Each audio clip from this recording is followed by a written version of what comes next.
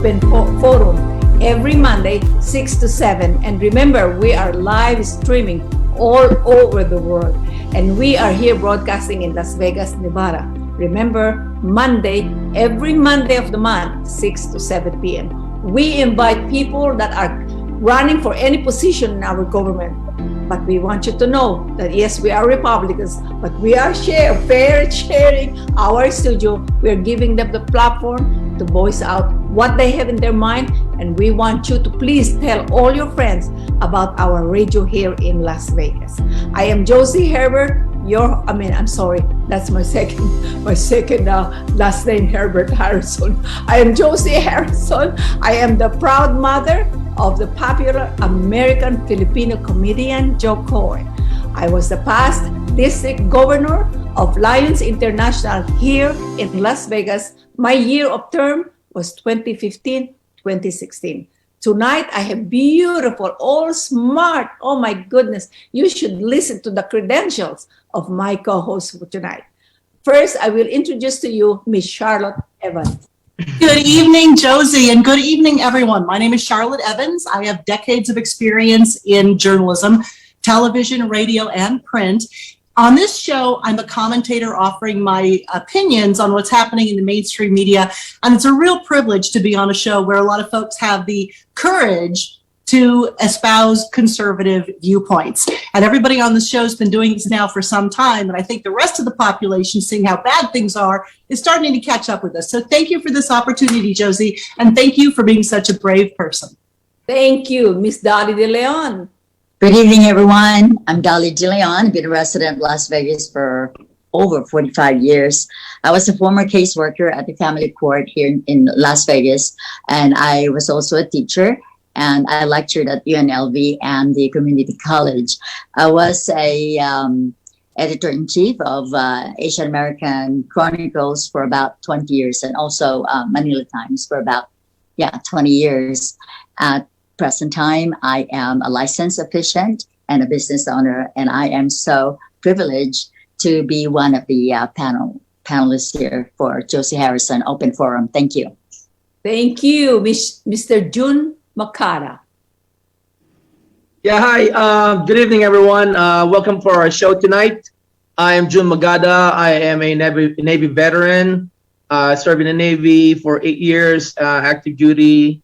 Was in Operation Enduring Freedom in Iraq, and also served inside the aircraft carrier USS Kitty Hawk.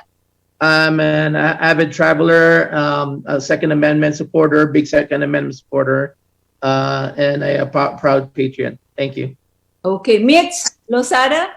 Hey everyone, my name is Mitch Lozada, currently serving here in the U.S. Air Force here in Nevada. I'm also a YouTuber on the side, covering current events, reviews, pop culture, social commentary from a Filipino conservative. So excited to be here tonight. So having fun. Thank you, Mark Ang. Go ahead, Mark. Hi, everyone. Mark Ang. I'm actually the only one. Yeah, I'm the only one in Southern California. So I'm a local community activist and also a journalist, freelance journalist. My work's been featured on Newsweek, Washington Times, and many other publications. So I'm excited to have our guests tonight and to have a healthy discussion. Okay, thank you, Cesar Elpidio. Good evening to all our new and loyal listeners. Sorry about my raspy voice. I'm just coming out of some sore throat here. I've been in Las Vegas for 22 years, so I guess that qualifies me as a native now, right? A transplant from California, as all the other folks here. And I'm a retired naval officer, 23 years with the Navy, and also 30 years with the University of Phoenix as a faculty member. I recently just retired from there, and also been a loyal advocate for the Filipino American community here in Las Vegas. So again, I'd like to welcome our guests, Allan and Drew, to our show Open Forum. Welcome, everyone. Okay, thank you. And to all who are watching us tonight, please always remember we are simultaneously live with Facebook and YouTube. And to follow or review again all our past archive show, please go to my website, www.openforumchannel.com. Tonight we have two visitors, both candidates. One is here from Las Vegas and the other one is from Rhode Island. But we are giving or providing them a platform for all candidates to share what they have and what their opinion and what their plans for the American government, so that we will have a good life in the future. First, we would like to introduce Mr. Drew Johnson, and I will call on Mitch Lozada to please read the bio of Mr. Drew Johnson. Hey everyone, again, I have the pleasure of introducing Drew Johnson. So Drew Johnson is a Republican candidate for the Clark County Commission, District F, and a senior fellow at the National Center for Public Policy Research. He is a well-known government watchdog, columnist, and public policy analyst who regularly appears on Fox News, Fox Business, and Newsmax. His columns are featured in the Wall Street Journal, Town Hall, and the Daily Caller. As a taxpayer advocate and budget watchdog, Drew has exposed hundreds of billions of dollars of wasted taxpayers' money at the levels of government, directly leading to reduced spending at lower taxes. He's also led successful efforts to expand parents' choice and regulations on small businesses. Drew and his wife Sarah have lived in District F since 2015. So great to hear from Drew here on Open Forum. Hi, Drew. Please say something to our listeners. And Hi, Josie. Yeah. Hi, Josie. Thanks for having me. And Mitch, thank you for introducing me. I am a proud Republican and proud to run to represent the people of District F. I don't know how many people know this, but here in Clark County, where Las Vegas is, Democrats have controlled every single seat in the county commission since 2008. So this is our best chance, the way this district is districted, and the Republican wave, we're going to have our best chance to finally get a Republican on the county commission here in Clark County. That's good. Thank you. And now I will call on Mark Ang. Please introduce our second guest, Mr. Allan Fung. Although he is not from Las Vegas, he is a beautiful Republican candidate. Go ahead, please. Yeah, and he's going to be able to vote on matters that affect all of us on a federal level and around the country. So very important to have him here. Thank you, Josie, for allowing Allan to come on. Allan Fung served as the mayor of Cranston, Rhode Island from 2009 to 2021. He was also the Republican nominee for governor of Rhode Island in the 2014 and 2018 elections. And in the first one, he almost won. He was up on election night. Elected mayor in 2008, Fung became the first mayor of Chinese ancestry in Rhode Island. And also his wife, Barbara Fung, just last year in 2020, beat the Democrat Speaker of the House as the first Republican to do so in over a century last year. So that's a pretty amazing, it was a landslide win nonetheless, 60-40 or something around there. He is currently running for Congress in Rhode Island's 2nd District and currently leads polls against the Democrats. So Allan, honored to have you here, and Open Forum, thank you for welcoming, giving him a warm welcome to the show. Thank you. Please say something, Allan. Yes. First of all, thank you, Mark, for that great introduction, and Josie and all the panelists for having me on all the way from Rhode Island. But it's exciting, and this is where, we have an opportunity, like Drew was talking about, for this red wave to impact even deep blue New England. Drew, I can one-up you a little bit. We haven't had this seat in Congress since 1991. And the last time we had a Republican congressperson in all of Rhode Island was 1994. And so it's been a long time coming. And what's worse is, in all of New England, there isn't a single Republican in Congress in all of New England right now. Wow. But as Mark was talking about, because we're jumped into this race, we are now one of 3 seats that are looked at by the National Republican Congressional Committee as a blue to red pickup opportunity, where we have a real chance to kind of take back not only the seat and have a representation for the people in Rhode Island, but a true representation throughout New England to be a voice to bring back some of this conservative values. And as Mark was talking about, I was proudly a mayor of a Democratic city, the second largest in Rhode Island, for 12 years, but leading with true conservative principles, fiscally conservative principles, stuff that we've talked about, implementing pension reforms, moving out of the defined benefit pension program into a defined contribution like what we have in the private sector, getting dollars back for retiree healthcare, getting concessions from our unions, making sure that the dollars are invested. You know, I took over a city that was on the brink of financial bankruptcy and turned it into one of the best cities to live by implementing sound fiscal policies. And that's why I'm running for Congress, because these are the same problems that we're facing as a country right now that we have to tackle. This overspending, which causing so much inflation, the lack of true energy policy and energy independence that's causing us this spike in our gasoline prices, and never mind our grocery prices and everything else that's wrong with our country right now. That's why I'm running. I'm so proud to be here in front of all of you to, you know, let you know about who I am and where I've come from. Because like Mark said, proud first, you know, parents were first generation in this country. I was first generation born to this country, living the American dream. And this country is going the opposite way. And I want to turn it around, just like when my parents came here, just having opportunities for the next generation. So thank you for the opportunity to be here tonight. Welcome. It's all open to you. If you want to ask questions, please be sure to mention who among the candidates you would like to answer your question. Go ahead, please. I have a question to Mr. Fung.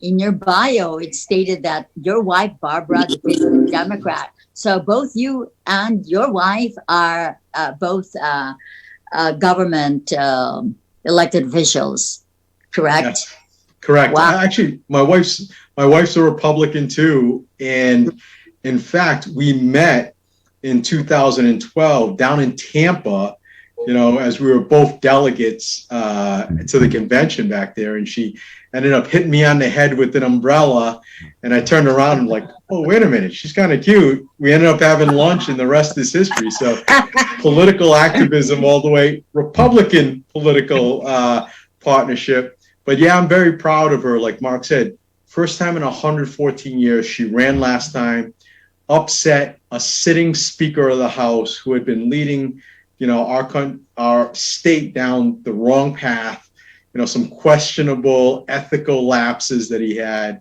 So we support each other back and forth on a lot of things, but she's doing a lot of great things supporting the Republicans up at the State House. Even though we're a small bunch, she's by my side, and I'm living vicariously through her now.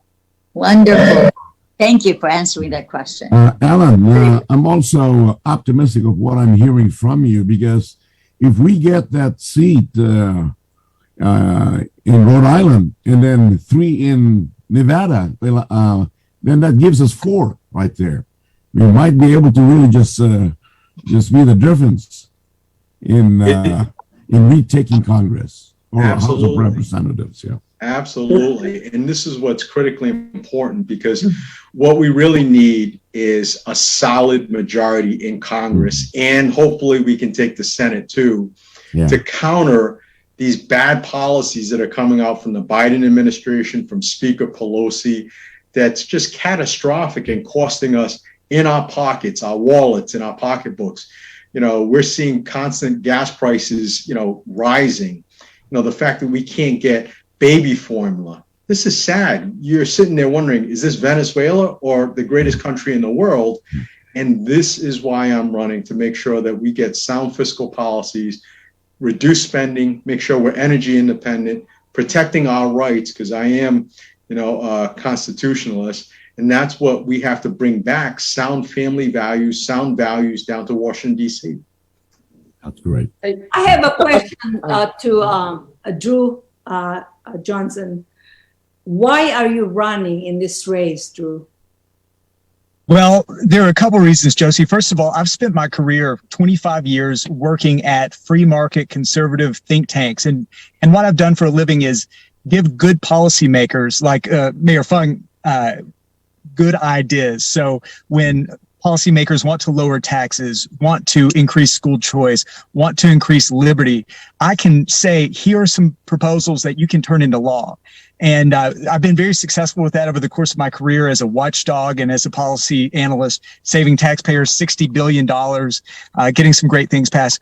But here in Clark County, here in Las Vegas, there's no way to really get good ideas implemented because, as I said before, everybody on the county commission is a Democrat, and they don't want to increase personal responsibility. They don't want to increase liberty, and they don't want to lower the size of government, lessen the size of government. So what I thought was, if I run, I can take my background as a government watchdog, as a conservative free market policy analyst, and bring those ideas and be really a watchdog on the inside. So when they do things like change the name of the airport to Harry Reid International Airport, which they did this past year, I can stop that and say, there are better options. We should change it to Las Vegas International Airport. When they say we need more taxes, I can say, let's cut the spending rather than raise taxes.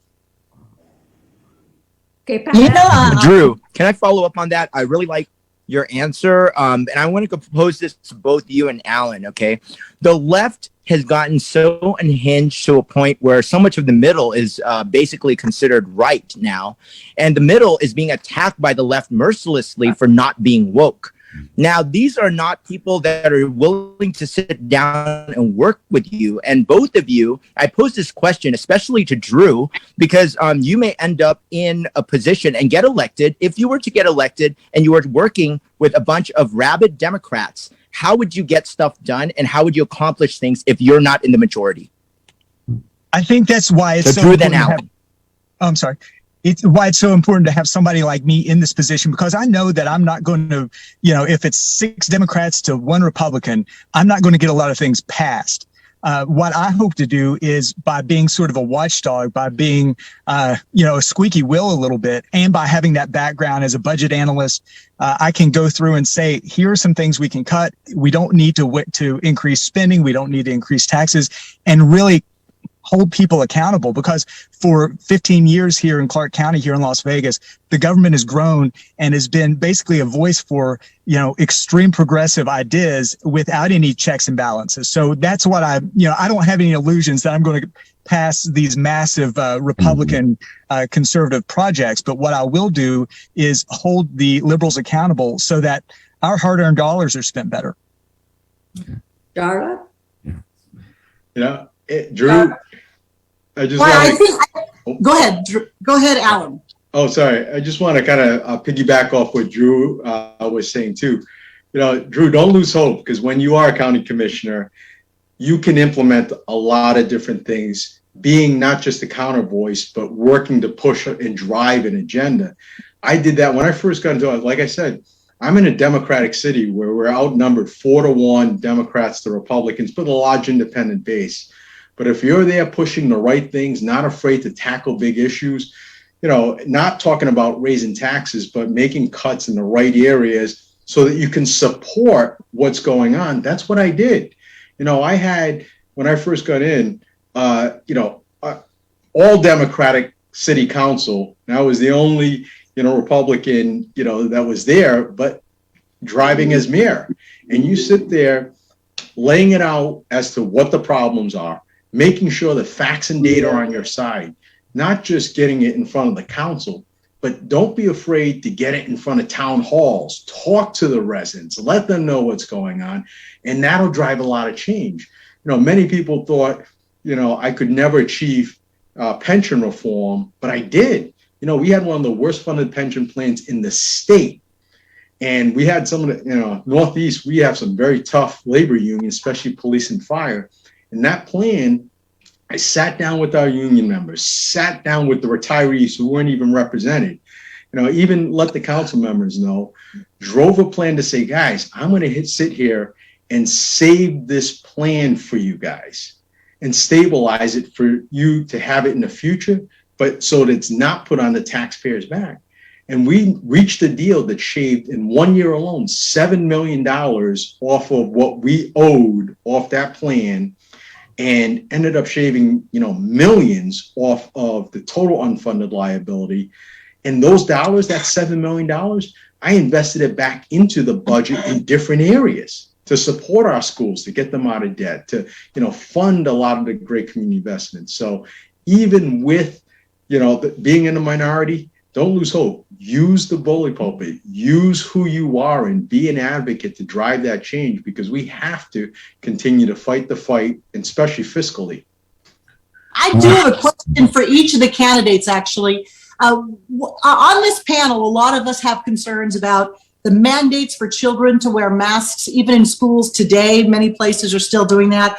A lot of folks on this panel are concerned about vaccine mandates. Each of you, when you are elected, Allan, you're running for District 2 Congress, Rhode Island, and Drew, you're running for Clark County Commission, District F. When each of you is elected, what can you do to protect us from what a lot of Americans feel are government overreach, intrusive mandates? What are your thoughts on mandates, especially vaccine and masks? Who do you want to answer first, Drew? Let's go with Drew, and then we'll switch. Okay. Drew?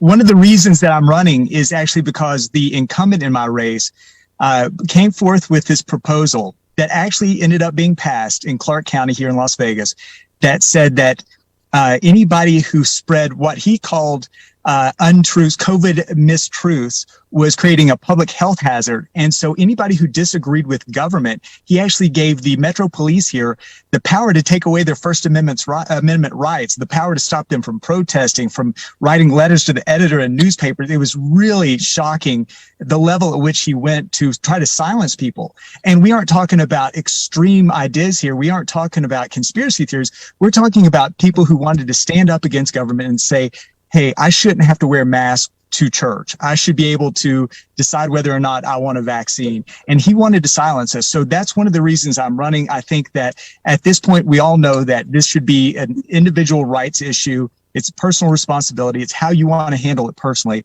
And quite frankly, the government has no business in mandating what we do with our bodies and how we react to our children and handle our family business. What is the name of the county commissioner that you're looking to unseat? Justin Jones. So he was the person behind this. He was one of the big voices in the airport name change. He's always been for higher taxes and for taking away people's gun rights. So he's about as progressive as it gets here in Nevada. It's got to go. Thank you. Okay, Allan. Go ahead, Allan. Yeah, what's your answer to that? Sure. And that's one of the things too with mandates. We are seeing the consequences, especially on our kids, with 2 years right now of not necessarily being in school, this distance learning. Even when they're back now, some of the mask mandates where, look, we're 2 years out. We've got to get these kids back into school, learning, interacting with one another. And it's at a point where, the more mandates that are coming down that are having not just impacts on our individual liberties, but documented learning loss on the next generation. This is crazy. This is where that next generation, those kids in these past 2 years, are not going to be able to make it up. Because let's face it, we all know what happened. They were giving a lot of these kids a pass for not being in school. Some of these kids are, getting passed on to the next grade when they're fundamentally not ready. And a lot of it stems from what was mandates driven by our government, and that's wrong. And this is the consequences that we have to now deal with over the next several, not just years, but decades, because we've got kids, not just with learning loss, but with mental health issues, with a lot of issues that are caused by decisions made by policymakers implementing, issues, not just in the beginning when we didn't really know what was going on, but even when we have more data to back it, they weren't making decisions based on data, but on what they wanted to impose on all of us. So I am, a liberty person, especially now when we're talking about we're past the pandemic level, but they still want to keep these states of emergency going so that they can, impose a lot of different mandates on, different individuals when that emergency is gone. I have a question I'd like to address to to Drew Johnson. You know, in the late 90s or early 2000, I read an article which was published in a Texas daily newspaper, and it was also published in a, I believe it was Review Journal. It was written by an award-winning investigative reporter, journalist. And the summation of that article was this: the easiest way to enrich oneself, I'm talking about financially, is to run for office in the city council or county commission. Having lived in Las Vegas for about, for 45 years, and having been a victim of dishonest county commissioners in this town, I thought of agreeing with the contents of that article. So you're running for county commission to unseat a dishonest or not a good commissioner who's already sitting there. Now, my question to you is this, Drew: do you agree with the writer of that article? This is not addressed to you personally, why you're running for that seat, but that article keeps reverberating in my head, not only because I was a victim of dishonest commissioners, but because I found that article so truthful, because it has happened here in the County Commission of Nevada year after year after year. That's why some of them even went to jail. That's the truth. In the late 90s and early 2000, some commissioners went to jail for that, being dishonest. At one point, 4 out of 7 county commissioners went to jail for exactly what you're talking about, enriching themselves with their position. It was the G sting. Exactly. Yeah, the G sting.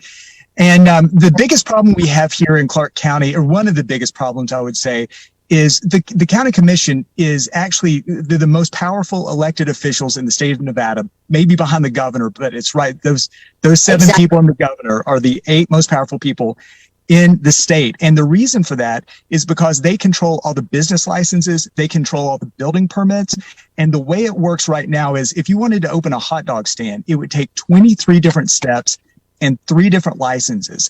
And if you know the right county commissioner and you're friends with the right county commissioner, and maybe you give a campaign contribution to the right person, then it's faster to get those building permits, to get those business licenses. And that's not the way it should be. And I want to make sure that that sort of really unfair practice and corruption, let's call it what it is corruption, stops here in Clark County, because the days of this mob mentality, mob rule need to be over here in Las Vegas and in Clark County. And what I want to do is make sure that everybody gets a fair shake at building permits, at planning permits, at business licenses. And so that's one of the things I'm going to really try to put at the forefront, is to make these things fair and equitable and stop the corruption and the bribery in order to get better treatment. I hope you do that. Why that article was so important to me was because I was a victim of this dishonest commissioners. I think Josie would remember that in the late 90s and early 2000, I lost a fortune because of these dishonest commissioners. And thank you, Drew, for answering that. Thank you. I have Hey, June? yes, hi, thank you. I have a question for both of the candidates, for Drew and Allan. This is regarding the Uvalde shooting in Texas.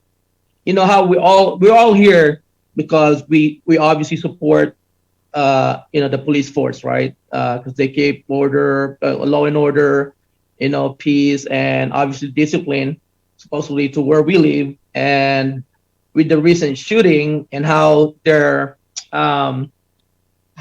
acted or responded to that event, while they was just standing outside while everything else was happening, how do you explain, or how would you still encourage people to actually support that platform that you want to support them, even though, sometimes you can't rely on them on events like this?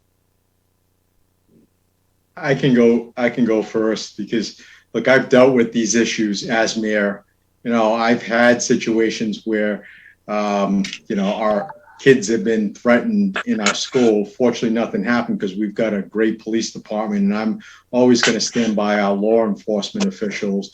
In fact, we've had rioters come in, and this is where, look, regardless, and we're still trying to find out all the details of what happened in Uvalde and the response. But all I can, tell you is when you have a properly trained police department and an administration that stands by them, they're going to do good work. And it's clear, especially where, my city is the second largest next to our capital city, which is run by a progressive mayor. And we had, some rioters that came in, some Antifa guys that came into Providence one night, our capital city, where they burned out, made national news. They burned one of the police cars. They destroyed and vandalized, the capital city's mall that was in downtown. It was a horrific night where a lot of our officers had to go in to provide mutual assistance. Well, that destruction happened in Providence. The next night, they were threatening to come into my city. We weren't going to let that happen. I stood by our police officers. I locked down our cities. I called in a National Guard. I called in for mutual aid.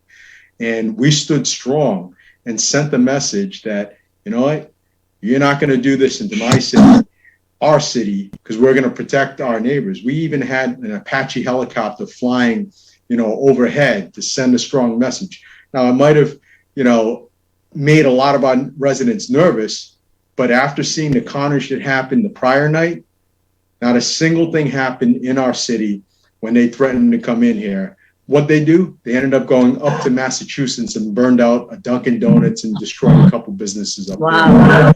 So when you support and properly have support of the training of law enforcement officers, stand by them knowing that they have the back, the administration has their back, they're going to do their job and do the right things and not be afraid to make that call.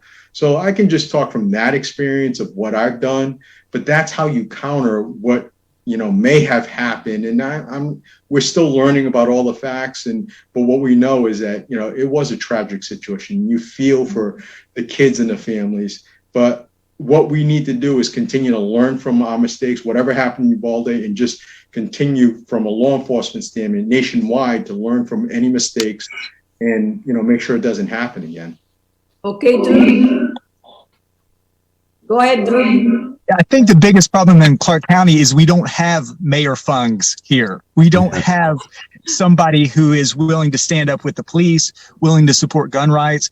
And really, we've got Justin Jones, who I'm running against, has been a social justice warrior type. He's been a defund the police kind of guy. And at the end of the day, in Clark County, we have a huge shortage of police officers. We have a huge shortage of dispatchers. It's hard for us to retain good officers. And one of the reasons for that is they don't believe that the county commissioners have their back. They've done things to try to clean up the streets, and the county commission has said, don't go after people who are homeless. Don't move people from the Las Vegas Strip who are harassing and panhandling and selling drugs and things like that. And really what we need to do is empower police, give them the training that they need, which I think we don't know all the facts behind this situation yet, but I assume that training deficiencies may be played a part in this. We'll find that out over time. But ultimately, we need elected officials who will be willing to stand with our officers, make sure that they have the training, the resources that they need, and to not, back away and let the sort of instances like Mayor Fung was talking about in Providence happen. We've got to let people know that we stand with police officers, and also that we support the Second Amendment, because ultimately the best way to stop a bad person with a gun is with good people with guns. I really truly believe that. I have two questions for you, Drew. First, First, please tell us what are the places that encompasses your District F, because that is the redistricting is before I was at District 4 and now I am on District 8, and I don't know where District F is. And also my second question is, why are you a good candidate for the Pinoy Asian community?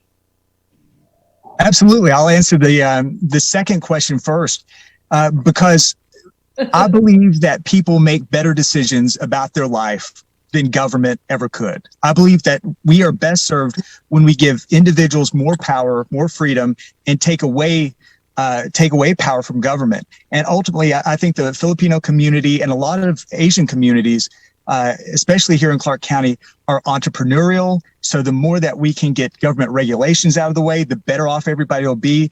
They support school choice. They're religious for the most part, especially the Pinoy community. And so really what I think will help the Filipino community, which is already so strong here in Las Vegas, thrive even more is less government, lower taxes, the ability to make more decisions about the issues that impact them, school choice, things like that. So, I think that from the time that I've spent in Asia, and I've been to Asia 9 times and been to 11 countries now, and the Asian friends, and in particular the Filipino community here that I've met and I know, I think that's the real hunger in the community, is for more personal freedom, more personal responsibility, and less government. And to answer your question about where the district is, most importantly, it covers Chinatown, and it covers Blue Diamond, where there's a huge Filipino population as well. But ultimately, it's most of the southwest part of the valley. It goes all the way to the county line, everything west of I-15. So some of the neighborhoods are Summerlin South, Southern Highlands, and a little part of southern part of Henderson. So Inspirada and Sun City Anthem, for example. Yes, I'm your, Yeah. I live in Do South. you have a question for them? Cesar? Out of curiosity, I just want to ask Mayor Fung. Calvin Fung and his daughter Tiffany are very active in Asian American community here in Las Vegas. Very active Republicans. Are you related to them, Mayor Fung?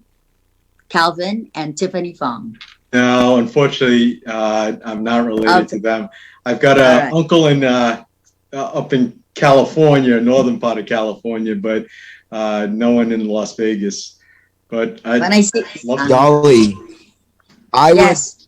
I would love to have introduced Calvin and Tiffany to Allan. Maybe they're long lost siblings. Who knows? Why not? Bring Allan to Vegas. Sure, we'll do that. And I see Tiffany. I have another question for both of our candidates. We know that you both of you said that you're trying to get a spot or a seat for a position that's been held by the Democrat party for quite some time now. What are you doing differently now to make sure that we actually, we would love to have you get the seat, obviously, because we want to change the course of what America is going through now. But what are you guys doing differently in order for the citizens to vote for you? So not to repeat, like, I don't know why people keep voting for like AOC or Maxine Waters or people like that. So what are you guys doing differently now in order to get the seat that you're trying to obtain? Go ahead, Drew. Sure. I think there are two things with my seat. First of all, there was redistricting, which made it more of a 50-50, almost a Republican seat. And obviously with the wave, we're going to be in better shape than we would have been. But you're exactly right. It goes to more than just the wave and how bad Democrats are sort of tripping over their own feet right now with inflation and some of their policies. What I've focused on doing, and I've focused on doing this really my whole life, my whole career, working at think tanks and writing for Newsmax and Daily Caller and being on Fox News and all this sort of stuff, is letting people know that Democrats ultimately want to make all these decisions for you. They want to take away your rights, your responsibilities as a human. And so the more that I can tell people that the Republican Party is the party that allows you to make decisions about where your kids go to school, how your hard-earned dollars are spent, what doctor to go to. We don't need, anytime government micromanages these decisions, you end up with a worse outcome. And so I believe that people are good. I believe that when you empower people, good things happen. And that's the message that I really am trying to take to people. And it helps certainly that inflation is crazy because of dumb Democratic decisions, and that gas here in Nevada is $6 a gallon because of dumb Democratic decisions. But ultimately, Yeah. our values are more in line with most people. Yes. Go ahead, Allan. American. Yeah. And actually, it's a different dynamic in Rhode Island outside of just the red wave that you're seeing going on nationally, which, you know, even in a blue state like ours, we have an opportunity in this district. But the biggest difference is this is an open seat for after 21 plus 22 years now. The congressman is retiring and, you know, going to be moving on. So it's basically a jump ball. The Nationals are in play. The National Republican Congressional Committee see me as the strongest candidate. They've put me on into the Young Guns program, and you know I probably will be full Young Gun status next week. You know, the leadership sees this as a pickup opportunity, and surprisingly, the Democrats had a chance to really play around with this seat in redistricting because we have you know we have two seats in Rhode Island, but they didn't play around with it that bad. So it's still a Democratic +4 lean Democratic district, but in this you know this type of scenario with a strong candidate like myself, who by the way, when I ran for governor, I beat the governor in this district. So everything is working out in play. It's more about getting the message out, getting the right message out, whether it's through digital, television, mail, whatever form that we need to get the message out. That's what we plan to do. But most importantly, it's one message that's probably no different from what Drew's going to be saying, what you're seeing, what Mark's seeing in California. It's the economy. When we have a situation like this, where it's hitting everyone, now I don't care if you're rich, poor, middle class, hitting everyone in their pockets, it is something that people will vote with their pocketbooks. And we have to reinforce that and get our vote out because people are angry and we hear it at the doors. Question for each of our candidates, but I want to give Mitch, I don't know if Mitch has a question. I want to give Mitch a chance to jump in. Yeah, I actually have a fun question here. So I love the excitement. I love everything here. I love that the opportunity that we can probably take some seats away from the Democrats. But I kind of want to ask you guys, as far as who are some like leaders or who are some personalities that kind of shape your philosophy as far as like your motivations or something that you aspire to?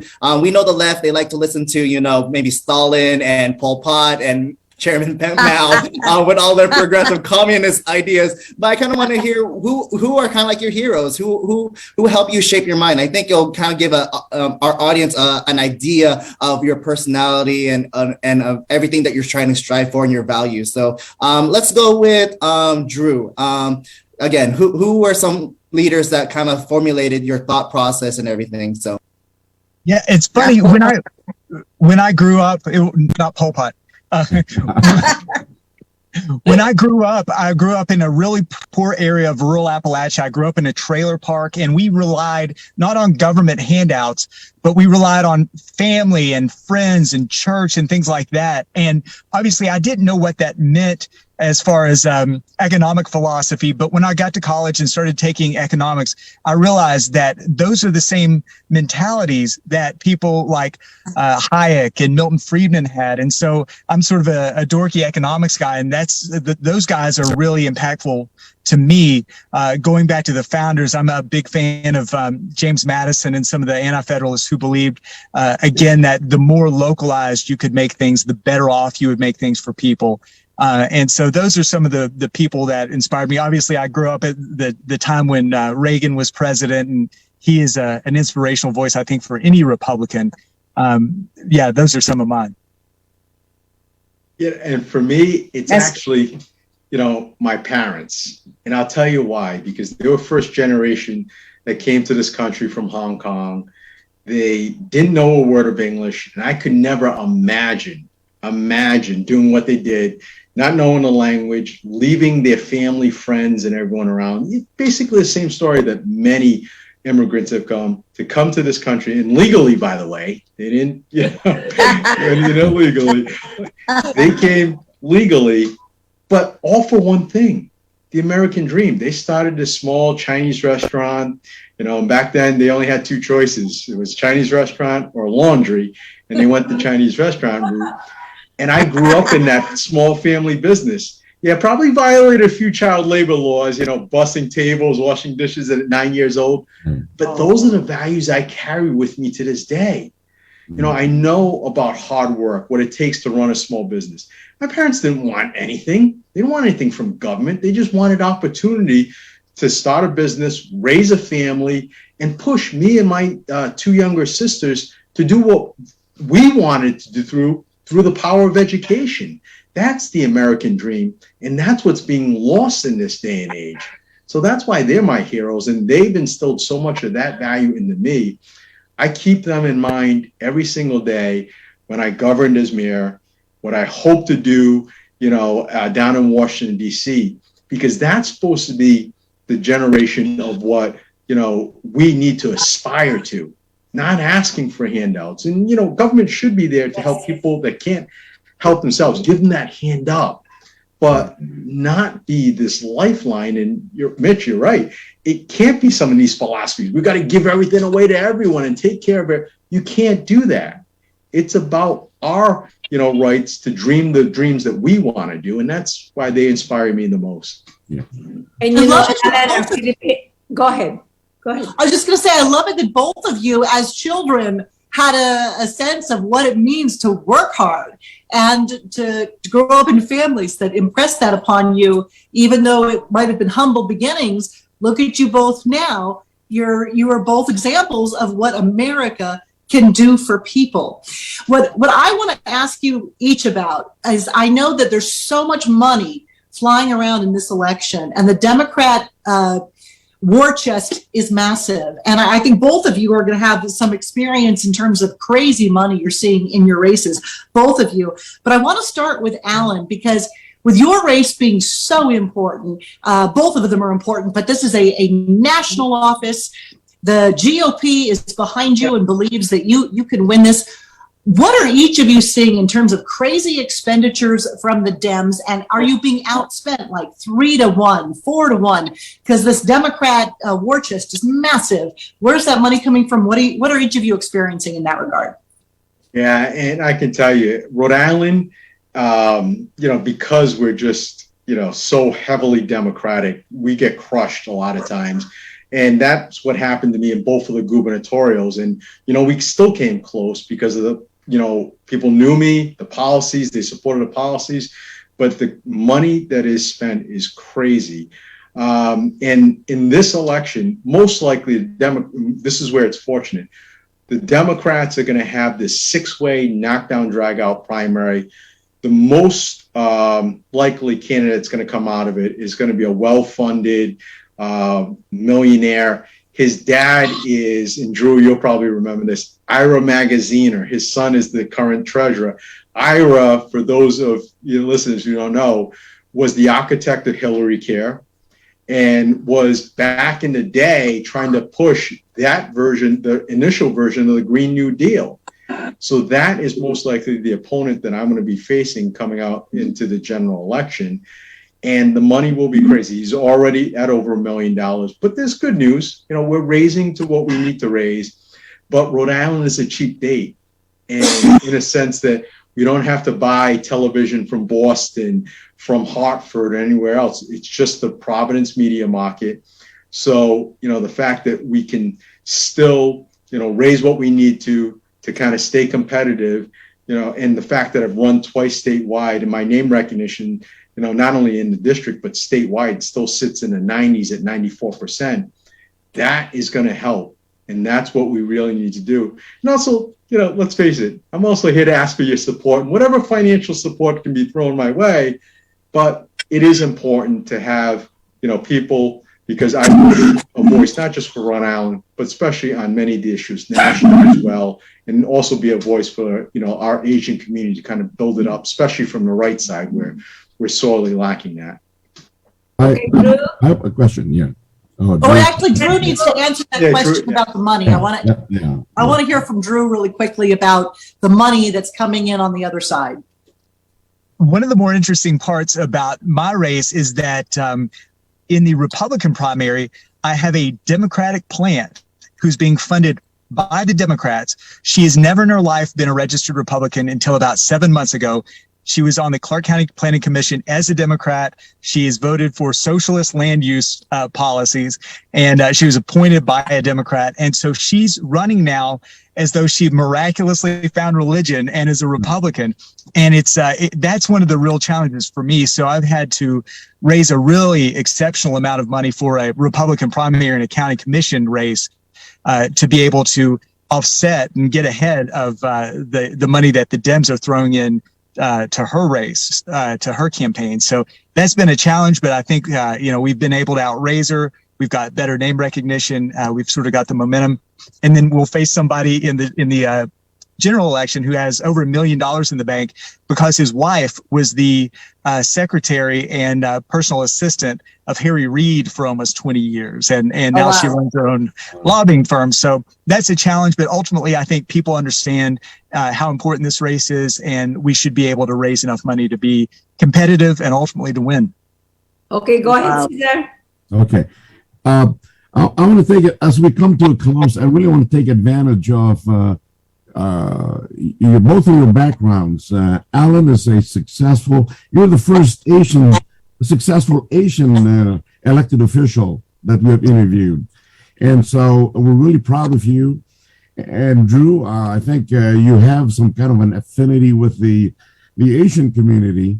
And so last night I attended a function, a Philippine independence function. I was talking to a lot of potential leaders for the future in Las Vegas. And maybe you can provide us, I know they're listening now, and maybe you both of you could provide some gems for running to be successful as a candidate. Because we've had about 5 or 6 Asian candidates, and they could not get to past the primary. Either the last names, you've been looking at their last names maybe, because we look at that and they could only get about 200 to 500 votes, even from their own community. So we're really having some difficulty advancing in terms of getting some Phil-Am or Asian candidates here in Las Vegas. So, Allan, I'd like you to maybe provide some guidance, gems of what you've seen successful, or what I could do differently. First of all, don't ever give up, because a lot of times it's not easy running. And, as I was kind of chatting with Josie before, everyone jumped on. We've got a small Asian base in Rhode Island. In fact, it's only about 3 to 4% total of our state's population. But that shouldn't discourage candidates from running. And what we really need to do is not only encourage them to run, but support them. And even when they lose, continue to get them to be involved. Whether it's, helping on city or town committees, serving on boards or commissions. Being active so that they continue to build up their name recognition is critically important. But most importantly, reach out to successful, Asian, elected officials that are out there. I get calls all the time, and not just, out in New England area, but I've traveled to Virginia, to Florida, even down to Texas to kind of help support other Asian candidates. Because for me, I really want to see more of us getting there. And sometimes it's just having that support behind you to kind of, give you little tips, helping raise some funds behind the scenes financially. That support is critical. But to know that you have a base and continue to build that base is critically important for, taking on an initial step, because it's not easy. Yeah. Okay, Allan, I have to cut you short. We're running out of time. Drew, your comment on that. Absolutely. One of the most important things that a county commissioner does is there are about 35 different boards and commissions that we would appoint people to. Everything from the airport commission to the hospital to water.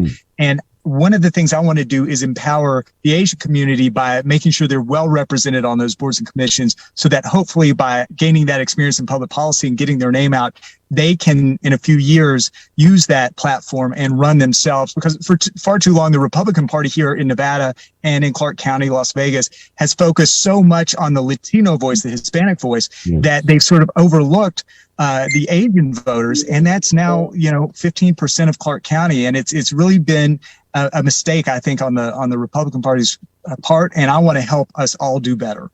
Okay, panel, we have 4 minutes. Okay, 4 minutes. Go ahead, Dolly, your last word. You heard them, folks. So New Jersey, it's Allan Fung for Congress. And here in Las Vegas, District F for Commissioner, it's Drew Johnson. And also, I would like you to vote for Secretary of State, the best and most qualified in this. Okay, thank you. Cesar, go ahead, please. Okay. First of all, Drew, remember that sign, that yard sign you gave me? I'm the only house in my neighborhood that has your name. So if you drive by my neighborhood, you'll be the only one that's got a sign. And again, I want to thank you, and I want to thank Allan. By the way, those words were inspirational, and so. But your recommendations of getting into boards, getting appointed, I think is key. So we want to make sure that we'll continue that route. Thank you very Charlotte, much. please. Oh, it's been awesome talking with both of these gentlemen. Allan Fung is going to be the next District 2 Congressman from Rhode Island, fingers crossed. And Drew Johnson, the next Clark County Commissioner for District F. We need both of you gentlemen. You're conservatives, you're patriots. And really quickly, I know we're out of time. I just want to say today's D-Day. We're not going to hear about it from our president, but it's worth a mention. This was a huge day in American history, and we have a debt of gratitude that we could never repay. So in honor of D-Day, for Cesar, Mitch, June, and all American service people, God bless America. Okay, Mark, go ahead, Mark. Mark. Yeah, thank you, both of you. Drew, it's really great to get acquainted with you. What a great candidate. Thank you, Mitch, for bringing him on. And obviously to my friend Allan, I'm just so excited. You guys heard what an amazing candidate looks like. Polished, has a resume, and this is the person that we need to be sending to Congress. So, and Allan, most importantly, thanks for your heart.